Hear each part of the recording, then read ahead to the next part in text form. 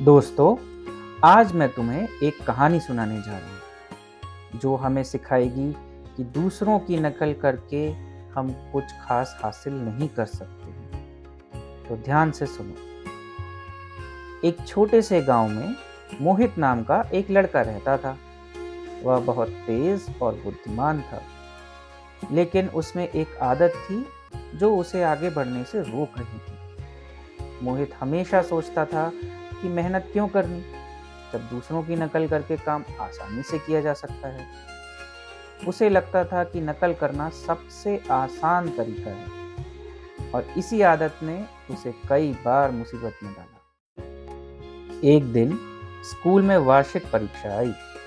सब बच्चे कड़ी मेहनत कर रहे थे, पर मोहित ने सोचा कि इस बार भी वह अपने दोस्त नीरज से नकल करके अच्छे नंबर ले आएगा। नीरज हमेशा टॉप करता था और मोहित को पूरा यकीन था कि नीरज की नकल करके वो भी टॉप कर जाएगा। परीक्षा के दौरान मोहित धीरे धीरे नीरज की कॉपी में झांकने लगा और वही उत्तर अपने कॉपी में लिख लिए। अब परीक्षा खत्म हुई और मोहित बड़ा खुश था। उसे लग रहा था कि उसने सारे उत्तर सही लिखे हैं। लेकिन जब रिजल्ट आया तो वह हैरान रह गया। नीरज तो फिर से अव्वल आया, लेकिन मोहित फेल हो गया। मोहित समझ ही नहीं पाया कि ये ऐसा हुआ कैसे।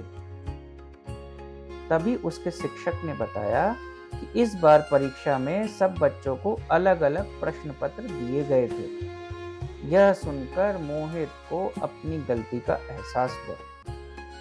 उसे समझ में आया कि नकल करना सिर्फ शॉर्टकट है, लेकिन इससे असली सफलता नहीं मिलती।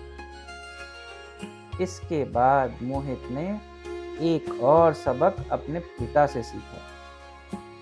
उसके पिता एक बढ़ई थे और बहुत मेहनत से कुर्सियां बनाते थे। एक दिन मोहित ने देखा कि पड़ोसी ने भी एक कुर्सी बनाई थी, लेकिन वह जल्दीबाजी में बनाई गई थी और जल्दी ही टूट गई। जब उसके पिता ने कहा, देखो बेटा, नकल करके या शॉर्टकट लेकर कभी अच्छी चीज नहीं बनती। मेहनत और सच्चाई से किया गया काम भी लंबे समय तक चलता है। मोहित को समझ में आ गया कि नकल से कोई भी काम सफल नहीं होता।